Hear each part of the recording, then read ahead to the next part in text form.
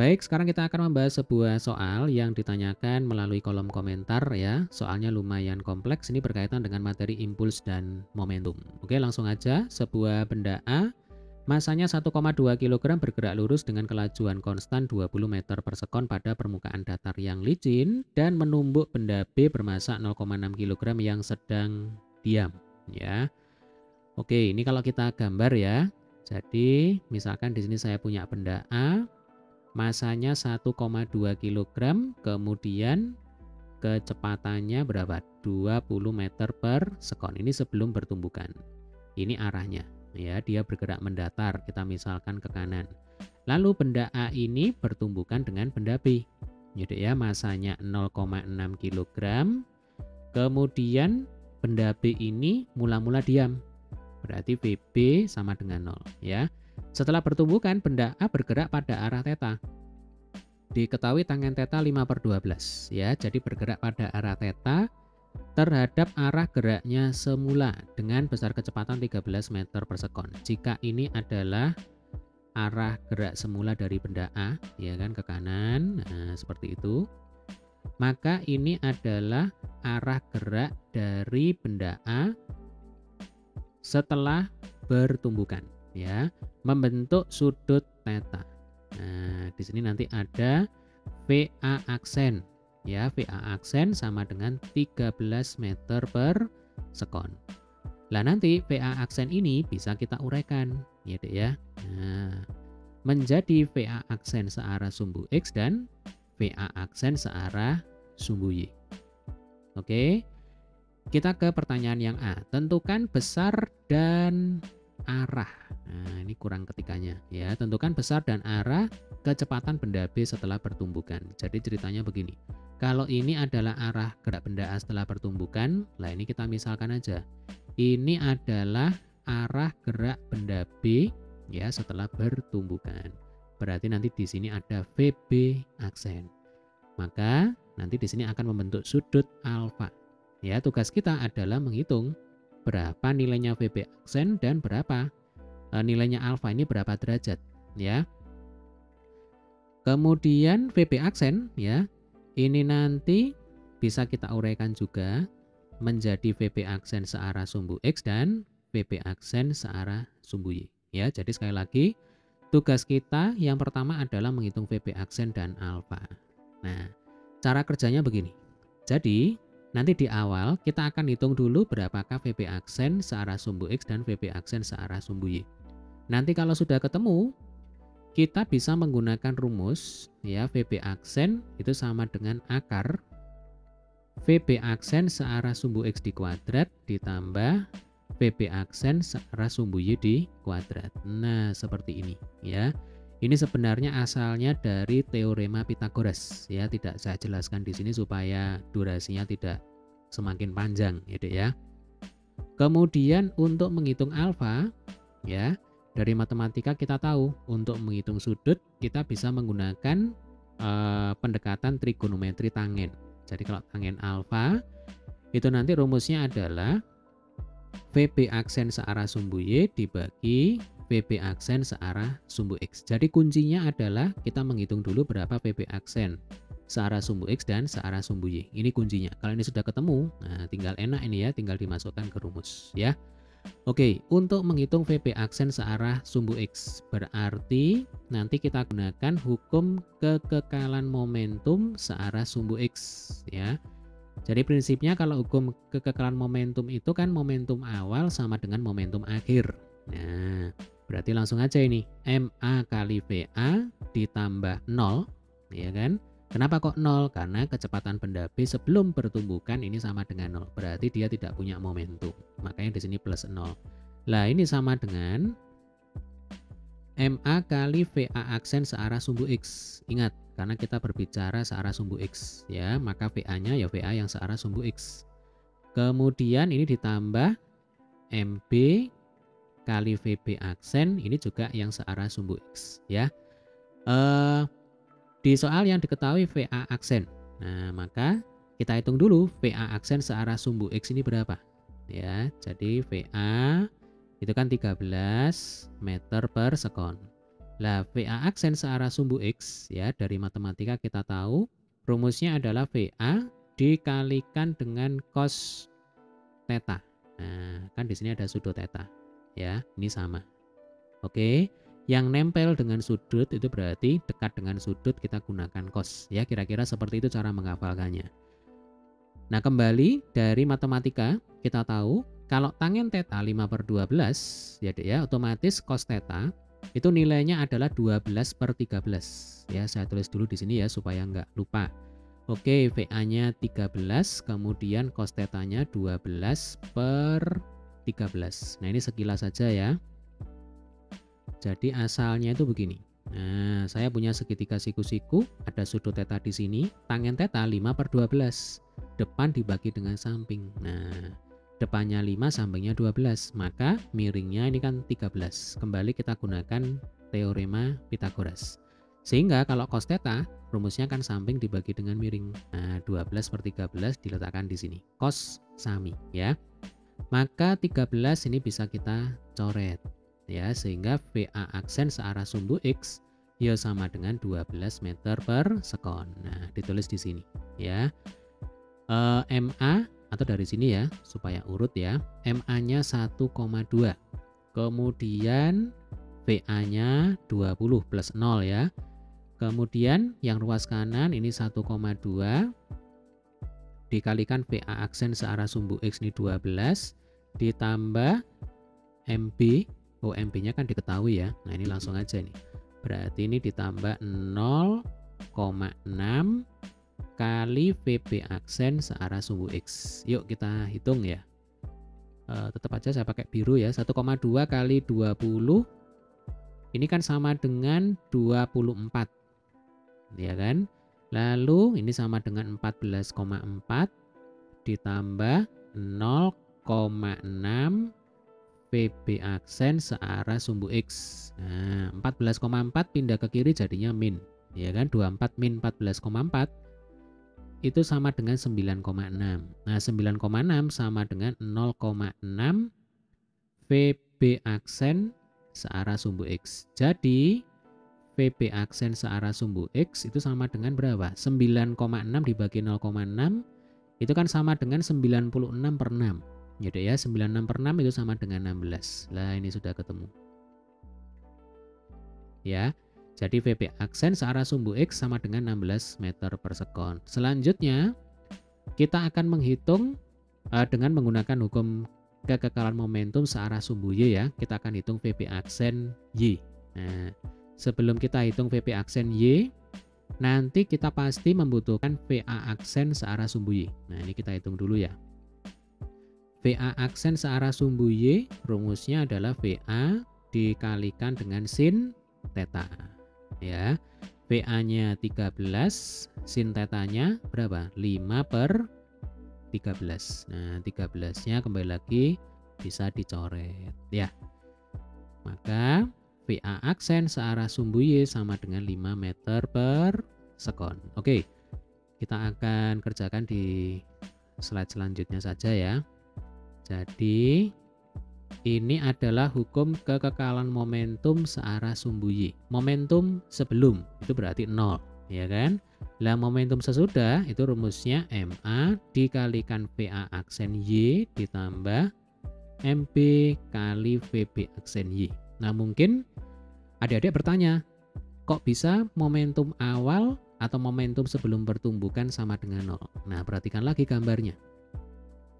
Di awal, ya Dek ya, kecepatan benda A ini kan berimpit dengan sumbu X. Berarti kalau kita proyeksikan searah sumbu Y, hasilnya sama dengan 0.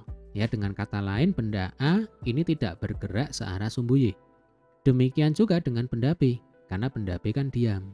Nah, maka nanti momentum benda A searah sumbu Y 0, momentum benda B searah sumbu Y juga 0. Berarti 0 ditambah 0 ya sama dengan 0. Ya, jelas ya.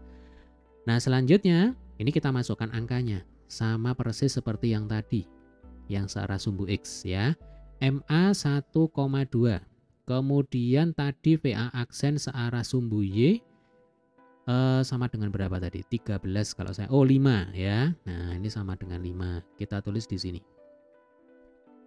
1,2 kali 5 ditambah 0,6 kali VB aksen searah sumbu Y. 1,2 dikali 5 itu 6 ya, berarti pindah ke kiri jadinya minus 6 sama dengan 0,6 kali VB aksen searah sumbu Y. Maka VB aksen searah sumbu Y sama dengan berapa? Min 10 meter per sekon. Nah, tanda minus di sini mau menunjukkan bahwa arah VB aksen searah sumbu Y itu ke bawah. Nah, kita cek ya. Ini kan sudah cocok dengan gambarnya. VB aksen searah sumbu Y ini ke bawah. Ini saya rapikan sedikit ya.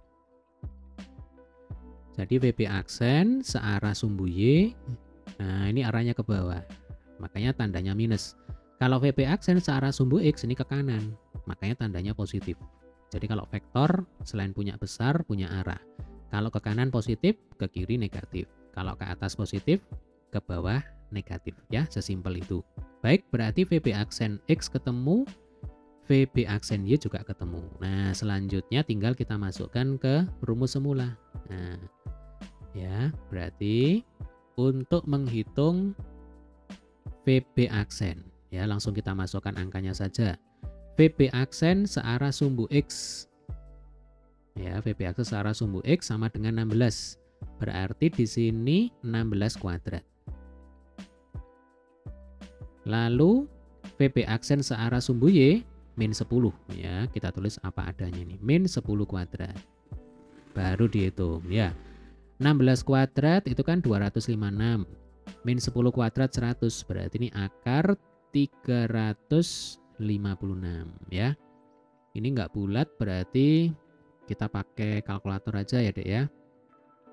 Jadi akar dari 356. Akar 356 itu sama dengan 18,86 sekian-sekian ya. Atau kalau dibulatkan menjadi 18,87 meter per sekon ya. Ini untuk menjawab pertanyaan berapa kecepatan pendapi. Ya, besarnya kecepatan pendapi sekian. Nah, selanjutnya untuk menjawab arah ya, arah dari kecepatan pendapi setelah pertumbukan, kita akan menggunakan pendekatan tangen. Nah, tangen alfa tadi rumusnya adalah VB aksen searah sumbu Y ya, dibagi dengan VB aksen searah sumbu X. Yang kita masukkan di sini nilainya saja, besarnya saja ya. Minusnya tidak usah dimasukkan. Nah, berarti ini 10 per 16 ya, 10 per 16. Kalau 10 per 16 atas bawah dibagi 2 itu berarti kan 5 per 8. Nah, berarti alfa itu adalah tangen inverse dari 5 per 8 ya. Kembali kita gunakan kalkulator. Jadi tangen inverse itu sebenarnya begini. Tangen sudut berapa?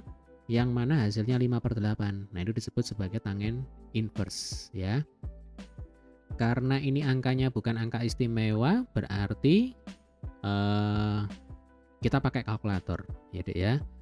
Jadi nanti tangen inverse dari 5 per 8. Nah, ini sama dengan 32 ya, 32, sekian-sekian. 32, sekian-sekian.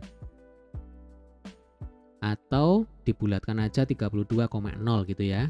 Jadi 32 derajat. Coba ini saya hapus. Nah, ini dibulatkan 32 derajat. Ini adalah arah dari kecepatan pendapi. Sampai sini bisa dipahami ya, Dek ya. Baik, kita lanjutkan ke pertanyaan yang B. Tentukan impuls dan gaya rata-rata yang diterima pendapi jika waktu kedua benda bertumbukan adalah 0,04 detik. Ini adalah selang waktu ya. Nah, untuk menghitung impuls ya, rumusnya adalah perubahan momentum yang dialami oleh pendapi. Momentum itu simbolnya P kecil ya. Berarti ini delta PB. Berarti M kali VB aksen dikurangi M, ini MB maksudnya ya, Dek ya, dikurangi MB kali VB.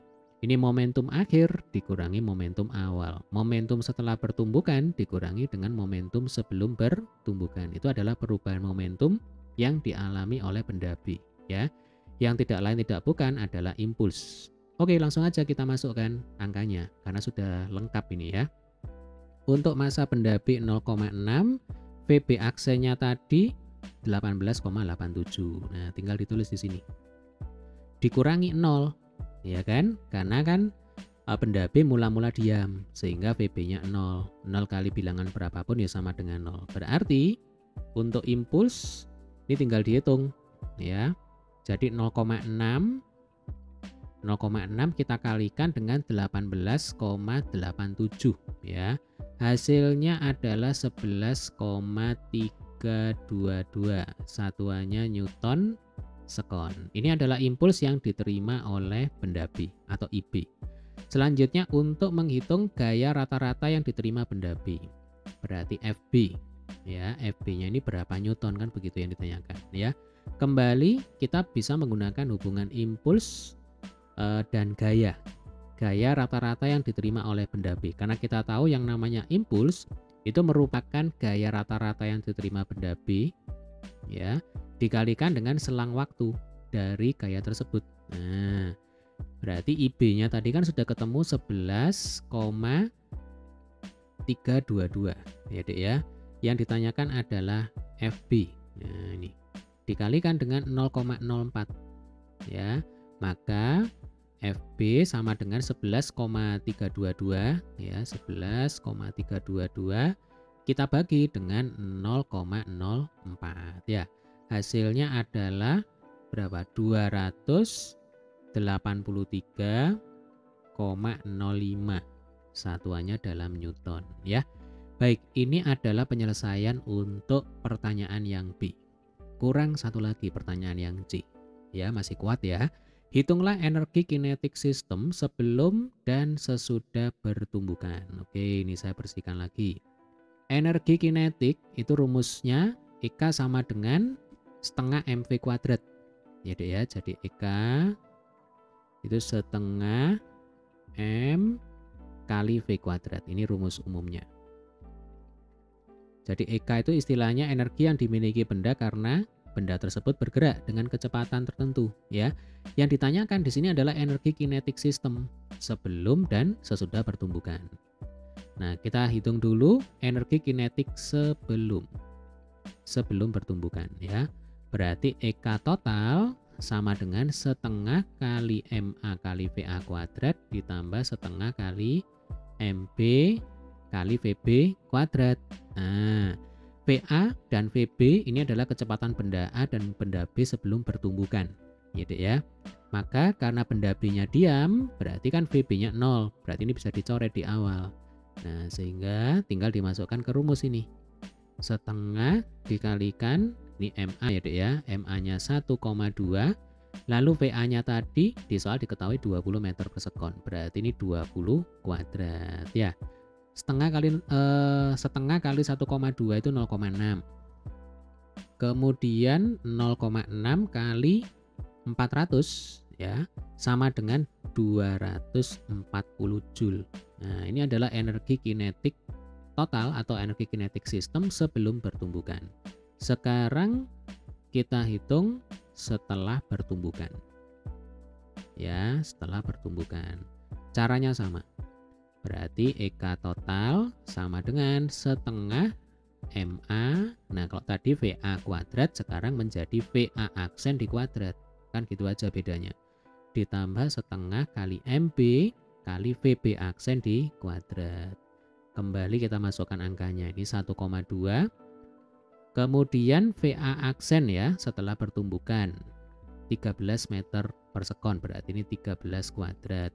Ditambah setengah kali 0,6 kali VB aksen di kuadrat. Tadi VB aksen itu ketemunya berapa? Nah ini ya, 18,87 ya. 18,87 ini dikuadratkan. Yuk kita hitung sama-sama ya. Ini angkanya sulit ini ya Dek ya. Jadi kita pakai kalkulator aja ini. Setengah kali 1,2 0,6. Kemudian 0,6 kali 169 sama dengan 101,4 ya. Kemudian yang ini 18,87 kali dikuadratkan maksudnya ya. 18,87 kuadrat itu 356, sekian-sekian. Kemudian ini kita kalikan dengan setengah kali 0,6 itu 0,3 ya. Nah, kali 0,3 hasilnya 106,8 sekian-sekian. Nah, tinggal ditambah dengan hasil yang tadi ya. Ini ditambah 101,4. Oke, hasilnya adalah 208,22 sekian.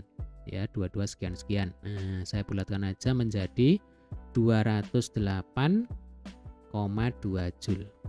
Oke, jadi ini adalah penyelesaian untuk pertanyaan yang C ya.